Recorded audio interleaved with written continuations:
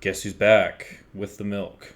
Ladies and gentlemen, Blockhead MMA is right back like I never left. We have the first Paramount card of the year. I'm super stoked. I have gotten all of my stuff done for the week, and it is only Thursday. And now I'm really bored because the whole plan was to get my stuff done so I could freely enjoy my Saturday and then also my Sunday so I could watch the football games. Uh, Bit awkward because now it's at Thursday night and I have nothing to occupy my mind. Um, so I decided, you know what, screw it. I guess we're gonna have to give this whole YouTube thing another shot. We've got Paddy Pimblett versus Justin Gaethje in the main event, followed by Sean O'Malley, Waldo Cordes Acosta, Derek Lewis, Natalia Silva, whoever that is, Arnold Allen, Gene Silva, and then huge disgrace. Umar and Figueiredo are on the prelims. At least they're headlining. Not even going to pretend like I can say his name, but he's really scary. We got Krylov, Johnson's. All right, so first off, Michael Johnson versus Alexander Hernandez. I know that Hernandez is really good. Michael Johnson, for whatever reason, um, really old now, but he hasn't looked like it. He's looked like one of the fastest lightweights, despite being about 8 years older than almost all of them. How old is he now? Does it say here? I'm either blind or it doesn't say here. That's unfortunate. Okay. This guy chinned my favorite fighter of all time. He knocked out Dustin Poirier. It was tragic. Um, yeah, if you can't tell, I don't know a whole lot. I haven't seen a whole lot of these guys' fights. Just kind of waffling here. Yeah, I'm going to pick Johnson. You know, I know. Great analysis, guys. We're going to go up to Alex Perez, not Pereira. This is the Walmart. We got Charles Johnson. I'm going to go kind of the same reasoning. I think Charles Johnson's going to win, you know. He knocked out the kid. What's the kid's name? Uh, Man, I'm so rusty. I'm just not even gonna edit any of this out. I've got Charles Johnson, you know, Alex Perez. I've got Charles Johnson. You know, he knocked the kid out. What's his name? What's the question? Not Pantoja. Gosh, Van. There we go. He knocked out Joshua Van at some point. I think it was earlier in the year, early last year. So you already know the UFC is going to try and push him. I imagine Perez.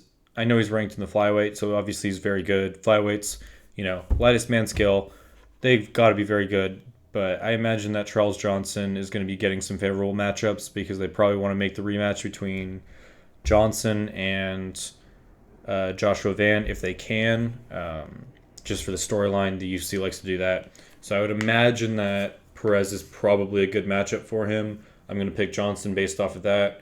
I promise you, I'll get to better reasoning on the fights that I actually know. You know, bear with me. In fact, these next two, we're just going to pick the names and move on. I've got Krylov, because I know nothing about the next guy, although he's a favorite, so maybe I should pick him. Again, not going to pronounce this guy's name.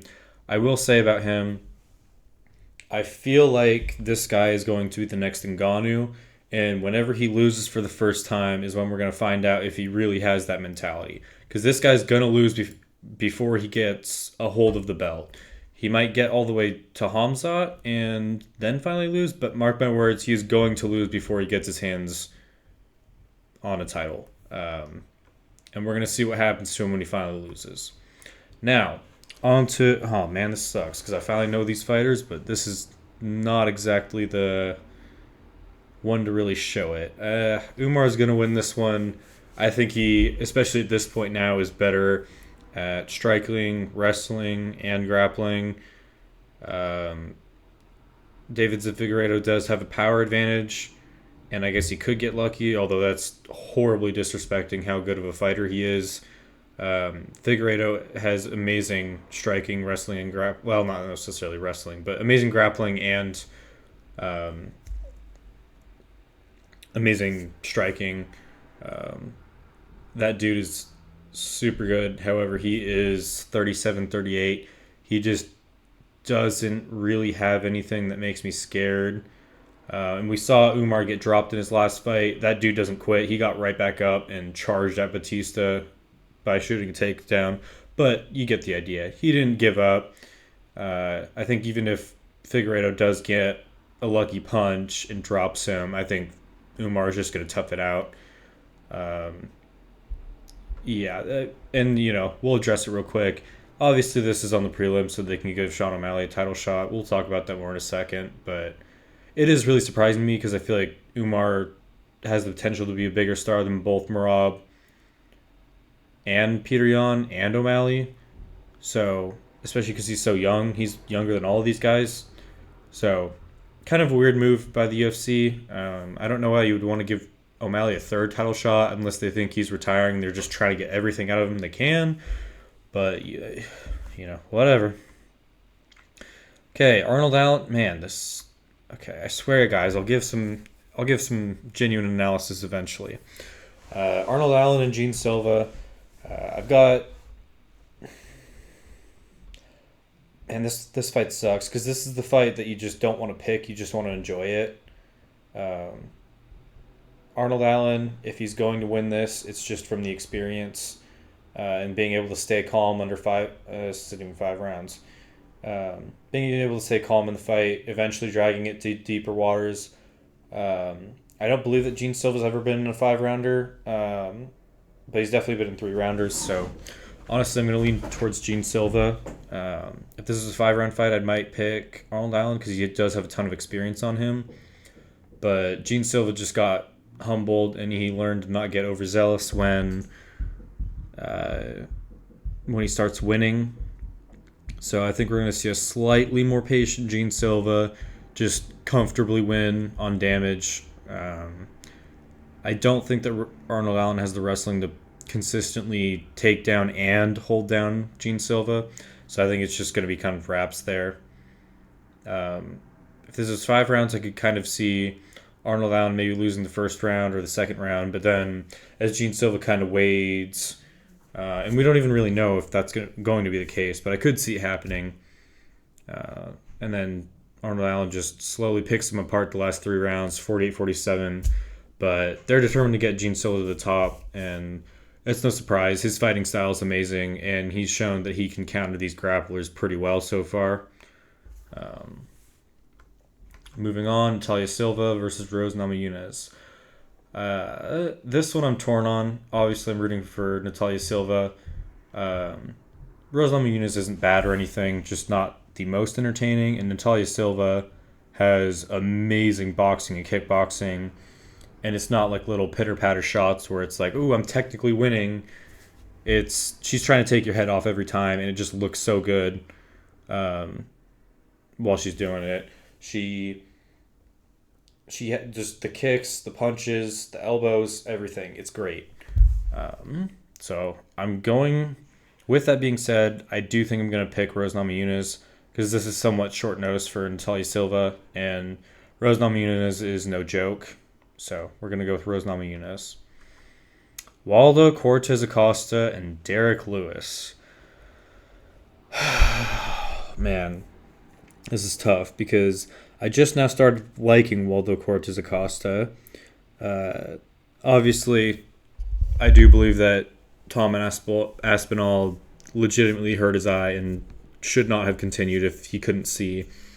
However, on the other hand, perfect marketing from Waldo Cortez Acosta, and just taking all those short notice fights and being the guy that took a short notice fight, KO'd the guy, and then wants to break the record and tried so hard to get another fight, but wasn't able to. Like, how can you not like the guy? And he's talking smack. I feel like UFC fans these days, we always want our fighters to be talking smack about each other, but then when they actually do about our favorite fighters, we get butthurt. So, although I would root for Tom Aspinall to beat Waldo, I love what he's doing. Great. And he's actually pretty good. He's a good counterpuncher. He has decent enough wrestling. He Guru said this about Spivak, I believe, but he's not obese. He's just overweight. I think that's a good way to put it. He can move really well. And then you got Derek Lewis, who is basically the Kevin Holland of the heavyweight division. I'm not gonna lie, I can totally see a fluke coming. But on the other hand, I think that Waldo Cortez Acosta is going to pick him apart for 3 rounds. I don't think either fighter is going to take a huge amount of risk. If anything, I think Derek Lewis will, and that's going to play right into Acosta's hands, literally. I think he's going to run into a fist in the second or the third round, and I think he's going to get dropped and finished with body shots. So, official prediction is Waldo Cortez Acosta TKOs him on the ground in round 2 or round 3. Sean O'Malley and Song Yadong. All right. Well, first off, we've got the hair back, so obviously the Sugar Show is going to win, right? No, but seriously, we've got Song Yadong and Sean O'Malley. What do we got here? I'd say that Sean O'Malley easily has the striking advantage. Song Yadong isn't bad by any means, but if you're getting speed mogged by a washed Henry Cejudo, then that's going to look really bad for you when you look into Sean O'Malley, who is rangier and hits way harder. And Song tends to struggle a lot with these rangier opponents that have good striking. And I would hope that Song has better wrestling, but I don't think he's good enough at it to keep O'Malley on the ground. Merab had a hard time doing it. He did do it, but it was hard for him. And then there's also just that fact that now O'Malley has had 2 camps back-to-back in probably about 2 years total now of just training for grapplers. So I don't think that blueprint of just take him down is going to work very easily anymore unless you're really, really good at wrestling like Merab or Jan or Umar. And I don't think that Song Yadong is anywhere close to any of the 3 guys I just mentioned. So I don't think he's going to really be able to establish a good takedown threat to make up for his lack of striking either. And I don't even want to say lack of striking. He has very good striking. Just not good enough to beat the style that Sean O'Malley has, as well as the talent that Sean O'Malley has. I think that in the striking, Sean O'Malley is better, and then also the styles that they have for striking suits Sean O'Malley a lot better. So with that, I'm going to go Sean O'Malley with a 29-28 or a 30-27. I don't think that he's going to get the knockout. I think he's going to comfortably win 2 or maybe just all of the rounds. It's going to be, for what you're expecting from a Sean O'Malley fight, I think it's going to be fairly boring. Just he outstrikes him, goes home pretty happy. We're going to see if he gets the title shot. I really hope not. Yeah, I think Sean O'Malley's going to win. I think it's the script, and we'll see if he goes on the White House. Yeah, I don't know. See, Sean O'Malley's just so hard to root for because he is so fun to watch. What is going on here? Sean O'Malley is so good. Okay. Sean O'Malley is just so good, but he just is obnoxious outside of the ring. His interviews and everything. And, I watch him, so fair enough. But, man, just the attitude, I don't like it. I hate that he got an immediate rematch. And especially right now, because if he didn't take it and he beat somebody else in the meantime and then beat Song Yadong, 100% he should get that fight in the White House. It'd be great. But since he got 2 title shots basically off of Merab, it's just like, man, nobody wants to see this. He lost twice off of a rematch that he didn't deserve in the first place, and now he's going to get a 3rd undeserved title shot. Like, it was already bad that he got the rematch. And so yeah, I kind of hope Song Yudong wins, but at the same time, on whenever I make the reaction to this card, if Sean O'Malley KOs him in the first or second round and just crushes him, I'm going to completely switch up. So just be prepared for that. Now we've got Justin Gaethje versus Paddy Pimblett. I'm going to be honest, I was mainly talking for so long just so I could really finalize my pick for this, and I still don't have an idea of who I want to pick.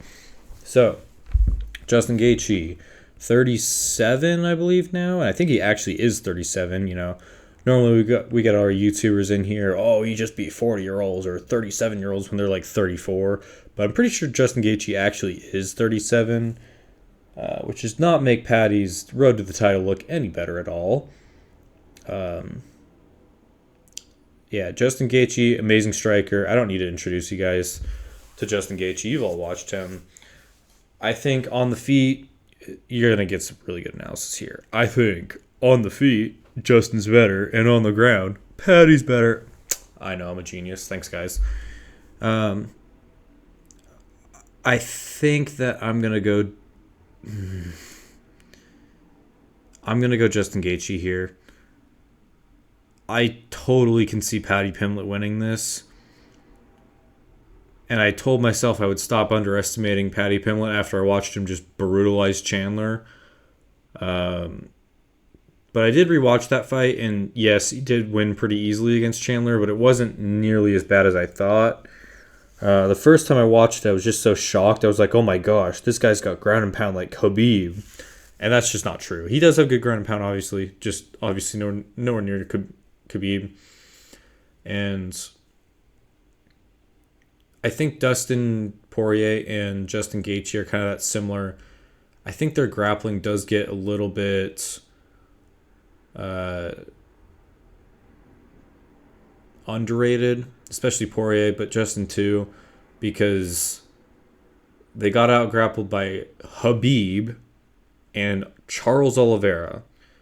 I just don't think that Paddy Pimblett has that same kind of grappling skill.